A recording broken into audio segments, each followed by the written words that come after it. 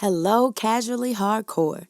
I had the pleasure of speaking to the Undisputed Super Featherweight Champion of the world, Miss Alycia Baumgardner, as she got braided up before her homecoming title defense against former WBO lightweight champion Christina Linardatou, the woman who beat the champ 5 years ago in a close battle for the WBC international title. So, check out the video and witness how the champ was thinking and feeling before she stepped in the ring that night to once again become victorious. To watch the champ's dominating performance, you can tune in to DAZN and see why the bomb will continue to rise in the sport of boxing. Alycia, good morning. Good morning. You woke up this morning as the Undisputed Super Featherweight Champion of the world, defending her title for the very first time. How does that resonate with you? It's a great feeling because I see a new day as a day to make history, and today's that night to make history. And we're gonna continue doing what I've been doing, and that's being the best I could be. Speaking of being the best you can be, we know that you're the best now because you've been stamped with this title of undisputed that you've earned. But at one point in time, you weren't undisputed. And now you're defending that title. Is it different going into this fight tonight? No, nothing's different. Even before the belts, I knew I was the best. So the belts just add to it. This is no other. There's no other variable on this fight. It's just another fight in front of me that I got to get through. So do you still feel like you're the underdog then? I always feel like I'm the underdog. I think that's just my mentality because I'm always, the underdog mentality for me is always checking yourself, making sure you know your position. And like, no matter what, even though I'm undisputed, my mentality is saying anybody can still beat you, but we're not gonna let them beat you. So it's more of a, we know where we came from, we know how long it took to get here, and it just drives me. My mentality drives me to say, you were the underdog, you still are the underdog in my own mind, because I'm still proving to myself. The world may not see that, but I'm still proving small things to myself. Got it. Is there something particular that you want to prove to yourself after tonight? Or during this fight tonight? Just to solidify why I am who I am. And you find those out like in your fight, like after. Because what I want to do and what I'm planning to do is gonna say everything. And so when that happens, it's just more confidence. That's where you build the confidence at inside those fights. So on the lines of building, we've been building up to a fight all week. Monday, you did the face-off at the Joe Louis Fist. Then you did the press conference. Then you did the weigh-ins. So there's been a build-up towards the fight, and that's how boxing is. Has there been something special or exciting that's happened differently during this fight week than any other fight week? I'm in my city. We're in Detroit. We're bringing women's boxing back to the city, and it's given a different look. This is a look that the city hasn't seen. This is a look that the non-boxing fan hasn't seen, and I'm a part of that. And I'm excited because we have a sold-out show, and it's about to be lit, okay? Okay. Actually, I know, because every time you fight, it's lit to me. Yeah. I've watched consistently or been around for, I think, your last 5 fights now. And each time, it seems like you get sharper and sharper. So would you say that each time you step into the ring, it's a new AB? It's a new AB. It's a renewed, It's a progression. Boxing's progression. And so every day when I'm in the gym, I see the progression. So it just transfers into the fight. So you'll see a complete fighter come Saturday or come tonight. The jab is sharper, the legs are better, the punches are better. Like, it just gets better each fight. So it's safe to say that you're nowhere near the fighter you were 5 years ago when you fought this lady for the first time and lost. Correct. And even since February, becoming undisputed, different fighter. So that's scary for others. So I had the opportunity to talk to your opponent, and she doesn't seem scared. As a matter of fact, she seems extremely confident because she feels like she's been here before. Mm-hmm. How is she mistaken? You know, I can't even tell you how she should think or how she should feel, because I understand that feeling when you know you beat somebody. It's a confidence booster, and she's fighting me, the best of the best. She getting another chance to fight Alycia, who she fought and beat. But that's cool. That's an old flame, and that bitch done burned out. So get your ass lit up tonight. So her confidence has no effect on how you feeling going. No, not at all. Because I want her to be confident. Because to me, that makes me hungrier. That makes me like, yes, keep that, because it makes for a great fight. Because I'm hungry. You see my confidence. I do, and So. we all see it. But I do also think we believe your confidence, you know. But in order to build this confidence and to believe, you've had to do it throughout this camp, correct? Mm-hmm. Can you explain, how was your camp? How have you been feeling in camp? Is this camp different from any other ones? You know, each camp is an adjustment, and I would say with this camp, I had a lot of fun with it, and I had the time to really have time for myself to really think on what I'm doing in the ring. It's really clicking. It's clicking now more than ever. Everything has slowed down for me in the sense of when I'm in there sparring and I see everything, and that's a dangerous fighter. And so camp has just been great. Tony and I, we've been working really well together. We just sharpening up. There's nothing super new to work on. It's just I have all the skills in the world. It's just perfecting them. In a conversation we had not too long ago, you were talking about how this camp was mental. Mm-hmm. And we know that, or at least it's a saying, that boxing is 90% mental. So if we know that boxing is 90% mental, and this camp was about the whole thing was mental, what is the difference? Like, how is this different mentally than before? We just checking all the boxes. There's just the boxes are being checked, and again, it's just a different mentality. It's a mental game, honestly, and so you perfect that as you go as well. And what are some ways that you perfect your mental toughness or sharpness or betterment? You know, betting on myself. So, for an example, you know, if I'm sparring, and you know, actually in camp, Tony's like, don't lose a round or you owe me 100 push-ups. I was like, bet. That shit gets me. I like a challenge. You think I lost a round? No. He was doing push-ups.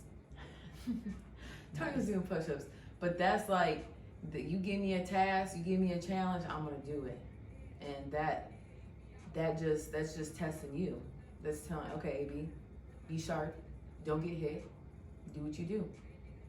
Got it. So the challenge, though, has been you the hunter. You hunting these girls out, you taking their belts, and now you've done that. Mm-hmm. So the goal clearly is to stay on top for you, right? But see, one thing about hunting these girls, once a hunter, always a hunter. So I'm still hunting you bitches down. Like, even when you're in the ring, I still gotta hunt you down. I still gotta kill you. I still gotta make sure I put that bow through your heart and you don't move.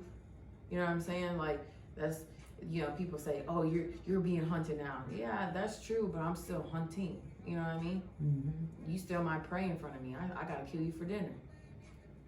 Okay. I'm getting hungry. So, and you about to eat a Medusa head, you know? Listen, I'm snatching heads.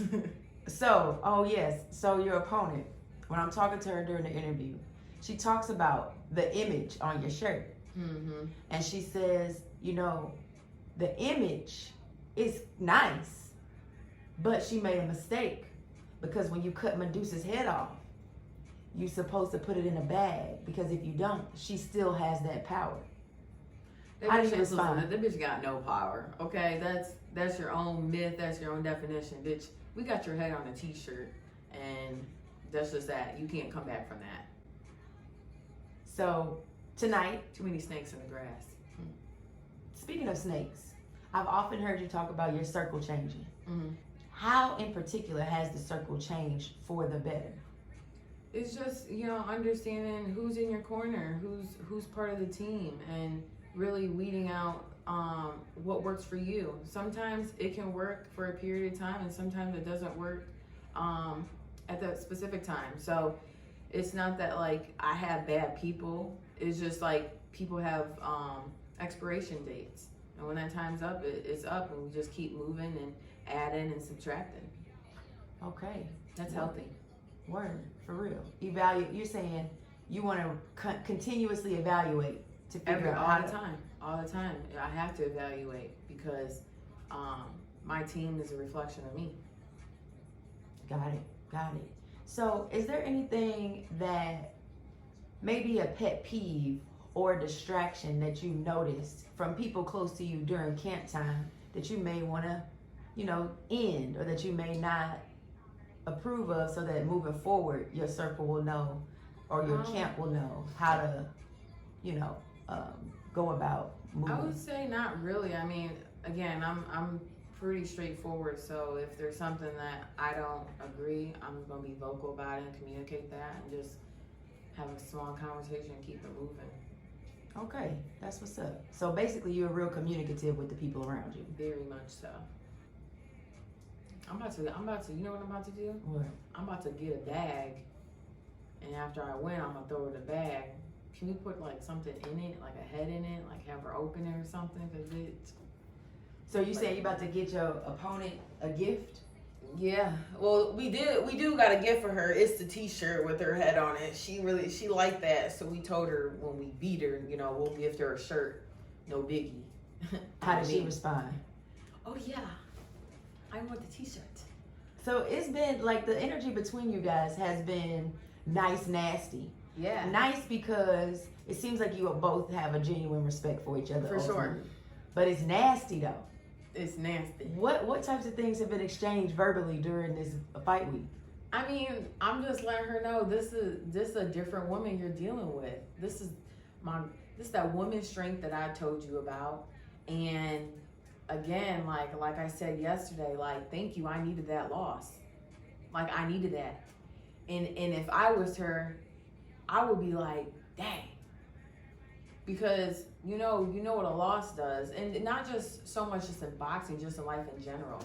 I had to go through so much turmoil, so much trial, tribulation, and be raw and real with myself. It was a tough time from that loss moving forward, but I needed it. I needed it for growth. And if anything, growth is essential in life because it makes you reflect, and it makes you realize who you are. You start to begin to ask yourself these questions. Who am I? What can I do? And if you're not doing that, that's a problem. I do that, and I have to do that. So again, that growth that I've been able to gain, the knowledge and the wisdom along the way, thank you. I needed that. So that just builds me. And I know she's fighting for something too. She has a child. She's fighting for something too. She's been through a lot. So we both have similar drives that drives us to get in that ring, but I'm just a better fighter. So do you think that's what differentiates people in the ring? Because some people talk about will, right? They say whoever has the greater will win. But when both fighters have will, you think it boils down to talent? It boils down to, I mean, it's a mix, you gotta have will anyways to get in there. You got to have a great skill set. I have all the will in the world. I'm going down to fight. She talking about she's war. It's war, bitch. I'm war ready. Like, I've been in many wars. I'm prepared for battle. This ain't nothing new. I got the body of armor on. Okay. We see it, champ, for sure. So the war, before war, some soldiers, some warriors have war rituals. Would you say that you have any war rituals? Again, I do. Sit with myself. I speak out loud. I pray, and I just talk to God. Like it's more of a thank you, God, for bringing me here. Thank you for this moment. Thank you for equipping me. Thank you for I'm thankful because I'm nobody without God, and I didn't make it out that dark space if it wasn't for God to get me here to understand why my light shines bright and why I am favored. I'm God's child. So I just take that time to reflect. AB, you know what we do? We've been doing this. There's no need to overthink. The hard work is done. We prepared. It's time to have fun. Speaking of being favored and having fun, you are at home.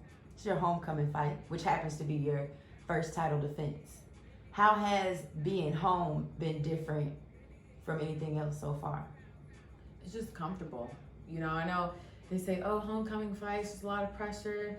You know, you're at home. Listen, this has been a regular week for me. For real. Like, I'm comfortable. I'm comfortable in my setting. My friends and my family's here. This ain't nothing new. Like, I've had bigger pressures before. And that was going to London and fighting in someone's backyard and fighting the champion over there and taking her belts. Like, I know what pressure is. This is no pressure. This is a celebration. God's like, let's celebrate tonight. Let's give him the glory and celebrate in a great way. Show the world why you are who you are. So we're celebrating. It is a celebration. I do feel like this fight week has been really cool because the city holds it down. It's really cool to see how the city has held it down for female boxing. You know, it hasn't felt like it's women's boxing. It's felt like it's boxing in general.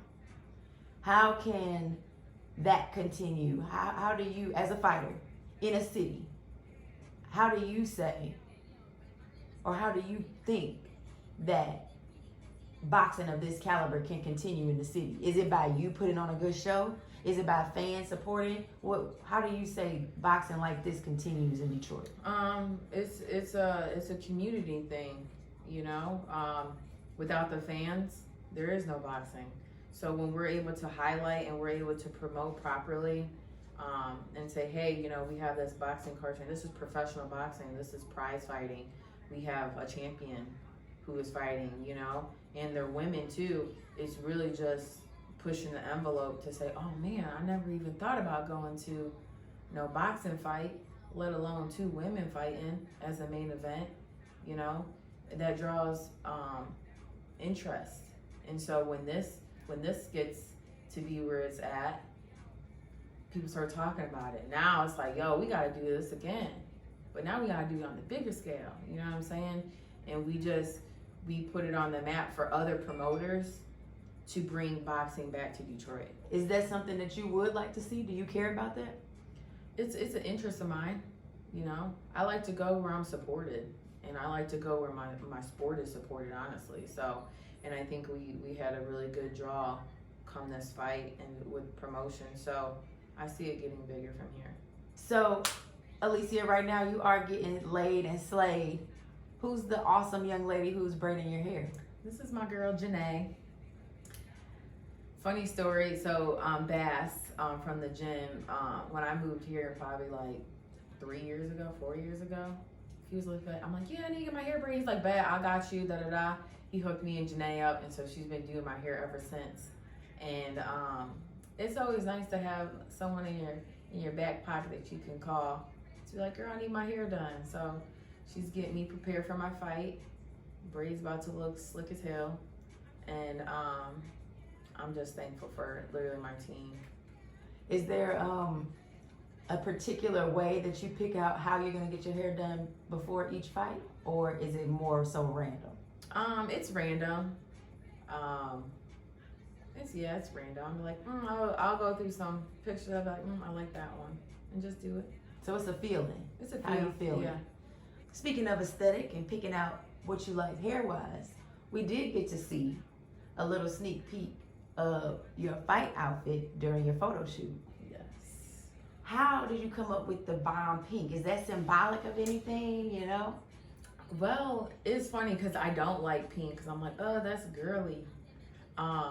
But for this pink in particular, I'm like, I want a highlighter pink. I want it like super bright because it looks great on my skin. And I'm like, I'm gonna go with pink this time. And it just turned out so good. It looks so good. It is the perfect balance, it seems like, between femininity and power. Yes. How is that balance with you right now, like going into this fight? You know, I gotta take I have to balance it, right? But I think it's a good balance right now. You know, because when I step in that ring, that's when AB come out, and yeah, I got pink on, but I'm fighting like I got black Air Forces on. You know what I mean? Also, you've been dressing up your dog this time. So would you say that that's been, how has the fight week build up been personally with your aesthetic, with Nova? Have you all gotten closer? Has she been enjoying the photo shoots? How has hanging out with Nova and dressing up Nova, your dog, been? Girl, I'm a mother. Okay. That is my baby. Nova's been with me for a minute now, and I'm like, it's our homecoming fight, so of course she has her uniform as well, so she's going to become a slave, and she's going to be watching her mommy perform, and I'm just excited because it's a time to be alive, and I got my dog by my side. Your dog's your best friend. So as your dog being your best friend, what ways in particular has she contributed to you being better? Great question. Her energy, she's just like me, very welcoming, very friendly. You know, Nova greets everybody who's not even coming up to her. She'll just come up to you like, hey, it's me, it's Nova, it's my mom over there. Yeah, she's part of me.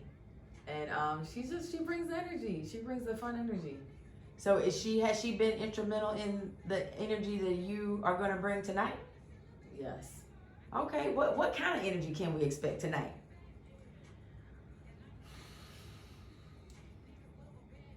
You're just gonna have to see.